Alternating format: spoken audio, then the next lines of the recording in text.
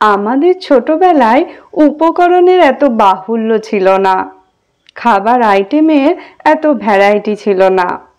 নিম্ন এবং নিম্ন মধ্যবিত্ত পরিবারে বড় হওয়া আমরা এক তরকারি ভাত খেতেই অভ্যস্ত ছিলাম। পাতে দু এক টুকরো মাছ অবশ্য থাকতো অবসবরে।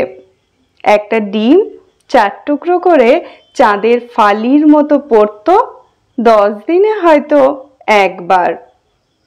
আমাদের দিন আনা দিন খাওয়া সংসারে ভাতের স্বাদকে বাড়িয়ে দিত খুব সহজ, অনাড়ম্বর, সস্তা কিন্তু সুস্বাদু কিছু পদ, যার অন্যতম একটা হলো বাটি চচ্চড়ি। সে সময় ছিল তোলা আঁচের উনুন।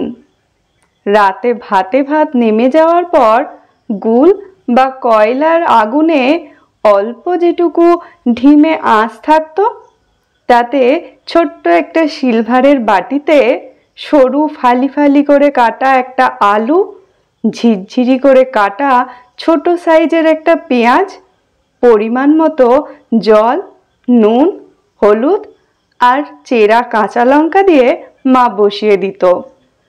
জল টকবক করে ফুটতে শুরু করলে সেদ্ধ পেঁয়াজ, হলুদ আর কাঁচা লঙ্কার মিষ্টি গন্ধ বেরোতো।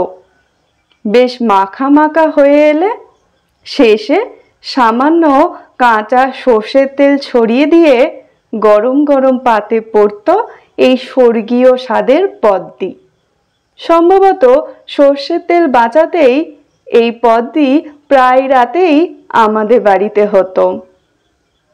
হেরিকেনের আলো অথবা হলুদ বাল্বের আলোয় পড়তে পড়তে যখন চোখে ঘুম ঢুলে আসতো, তখন ধোয়া ওটা গরম ভাতে গরম গরম এই বাটি চচ্চড়ির গন্ধ পেতাম।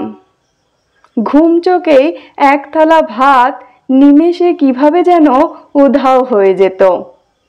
এখনকার biryani, mixed fried rice, pizza, burger, চিকেনের হরেক রকম পদ, মটনের রমরমার যুগে আর নানা রকম food delivery app, home delivery, ইউটিউবের দৌলতে রান্নার রেসিপির হয়তো অভাব নেই, কিন্তু মায়ের হাতে তৈরি অতি সামান্য অথচ অসামান্য এই খাবারটি বড্ড মিস করি।